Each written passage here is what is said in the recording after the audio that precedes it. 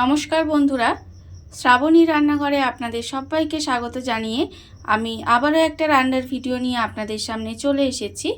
আজকের আমি আপনাদের টমেটো দিয়ে একটা অসাধারণ টিফিন রেসিপি বানিয়ে দেখাবো। আশা করি আপনাদের ভালো লাগবে। তার জন্য কিন্তু আমার পুরো ভিডিওটা আপনাদের দেখতে হবে। আর দেখা শুরু করার আগে একটা লাইক দেবেন আর সুন্দর একটা কমেন্ট করতে কিন্তু ভুলবেন না। তাহলে চলুন আজকের আমি এই টমেটো দিয়ে কি বানাই সেটা আপনারা একবার দেখে নিন। রেসিপিটা বানানোর জন্য প্রথমে আমি এখানে দেখুন দুটো মাঝারি সাইজের টমেটো কিন্তু খুব ভালোভাবে ধুয়ে একটু ছোট ছোট টুকরো করে রেখেছি।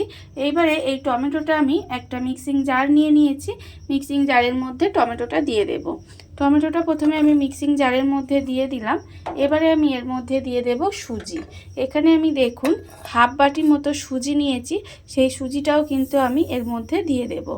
দিয়ে এবারে আমি দেব এর মধ্যে অল্প একটু জল, অল্প সামান্য একটু এর মধ্যে আমি জল দিয়ে দিলাম। দিয়ে এবারে আমি এটাকে খুব ভালোভাবে একটা পেস্ট তৈরি করে নেব।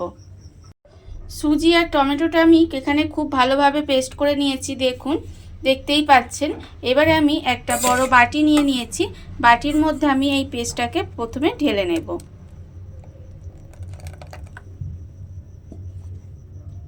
সুজি আর টমেটোর পেস্টটা আমি এখানে ঢেলে নিয়েছি।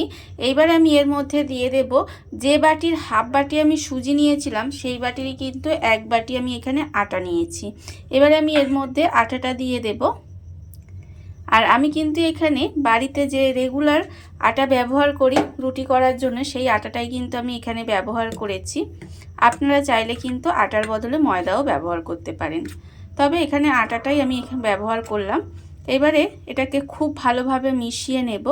আর এই সময় কিন্তু আমি এর মধ্যে দিয়ে দেব, এখানে দেখুন আমি রেখেছি আন্দাজ মতো নুন, আছে আমার হাফ চামচ গোলমরিচের গুঁড়ো, হাফ চামচ লঙ্কার গুঁড়ো, আছে হাফ চামচ জিরের গুঁড়ো, আর অল্প একটু চিনি রেখেছি হাফ চামচের মতো, সেটাও কিন্তু আমি এখানে দিয়ে দেব। আপনারা কতটা ঝাল খাবেন সেটা বুঝে কিন্তু এই গোলমরিচ গুঁড়ো আর লঙ্কা গুঁড়োটা ব্যবহার করবেন। এবার সমস্ত কিছু আমি এইভাবে একটু মিশিয়ে নেব। সব কিছু আমি এখানে খুব ভালোভাবে মিশিয়ে নিয়েছি। এবার আমি এর মধ্যে দিয়ে দেব জল। এখানে আমি মিক্সিটা ধুয়ে অল্প অল্প জল দেব, দিয়ে একটা ব্যাটার রেডি করে নেব। একেবারে কিন্তু অনেকটা জল দেব না, অল্প অল্প জল দিয়ে একটা সুন্দর ব্যাটার রেডি করে নিতে হবে। এটা আমি হাত দিয়ে করব, হাতা দিয়ে হচ্ছে না। আমি হাত দিয়েই কিন্তু এটা খুব ভালোভাবে একটা স্মুথ ব্যাটার তৈরি করে নেব। হাত দিয়ে আমি এইভাবে মেখে মেখে দেখুন একটা সুন্দর ব্যাটার কিন্তু এখানে রেডি করে নিয়েছি। ব্যাটারটা কিন্তু এখানে আমার রেডি হয়ে গেছে। এই দেখুন হাত দিয়ে কিন্তু এটা খুব ভালোভাবে অল্প অল্প জল দেবেন। আর এইভাবে কিন্তু ব্যাটারটা একটু সময় নিয়ে রেডি করে নিতে হবে। আর একেবারে কিন্তু পাতলা হবে না আর খুব কিন্তু ঘনও হবে না, এরকম মিডিয়াম একটা ব্যাটার হবে। আমি কিন্তু দেখুন এখনও একটু অল্প অল্প দলা দলা আছে। এটা আমি এখনও এভাবে একটু হাত দিয়ে দিয়ে মাখলে কিন্তু এটা একদম একদম স্মুথ একটা ব্যাটার তৈরি হয়ে যাবে। আমি আবারও কিন্তু এরকম 5 মিনিট মতো একটু এইভাবে একটু মেখে নেব। মেখে নিলে কিন্তু এটা সুন্দরভাবে মাখা হয়ে যাবে। ব্যাটারটা আমার এখানে রেডি হয়ে গেছে। দেখুন আমি কিন্তু খুব ভালোভাবে মেখে ব্যাটারটা রেডি করে নিয়েছি। ব্যাটারটা আমার তৈরি হয়ে গেছে। এইবারে আমি এটা 10 মিনিটের মতো রেস্টে রেখে দেব। যেহেতু এখানে সুজি দেওয়া আছে তাই আমি এটা 10 মিনিট মতো রেস্টে রেখে দিলাম। 10 মিনিট আমার এখানে হয়ে গেছে। এবার আমি আপনাদের দেখাচ্ছি, দেখুন ব্যাটারটা ঠিক কীরকম হয়েছে। ব্যাটারের ঘনত্বটা কিন্তু ঠিক এরকম হয়েছে, আপনারা দেখে বুঝতেই পাচ্ছেন। আর এইভাবে হাতার পিছনে আমি দেখাচ্ছি, দেখুন একটা কিন্তু পাতলা লেয়ার পড়েছে। ঠিক এইরকমভাবেই কিন্তু আমাকে ব্যাটারটা রেডি করে নিতে হবে। ব্যাটারটা আমার একেবারে তৈরি হয়ে গেছে। আর অন্যদিকে দেখুন গ্যাসটা অন করে একটা চাটু বসিয়ে দিয়েছি। আর চাটুটা আমার এখানে গরম হয়ে গেছে। এবারে আমি চাটুর মধ্যে দিয়ে দেব 1 চামচ মতো সর্ষের তেল। আমি কিন্তু এখানে সর্ষের তেল ব্যবহার করেছি, আপনারা চাইলে কিন্তু সর্ষের তেলের বদলে সাদা তেলও ব্যবহার করতে পারেন। এবারে আমি চাটুর চারিদিকে তেলটা খুব ভালোভাবে লাগিয়ে নেব।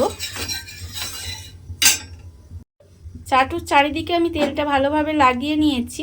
এবার আমি এর মধ্যে দিয়ে দেব যে ব্যাটারটা আমি এখানে রেডি করে রেখেছিলাম, সেই ব্যাটারটা আমি এখানে অল্প অল্প করে এইভাবে দিয়ে দেব হাতায় করে।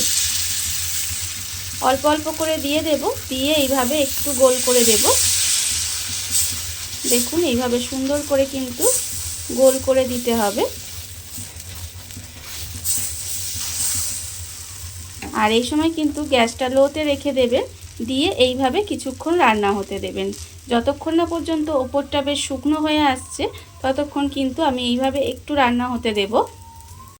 যখন দেখবেন এইভাবে ওপরটা অল্প অল্প শুকনো শুকনো হয়ে আসছে তখন কিন্তু এটাকে এইভাবে আস্তে করে 4-5টা প্রথমে একটু এইভাবে তুলে নিতে হবে, তারপরে কিন্তু এইভাবে একটু উল্টে দেব।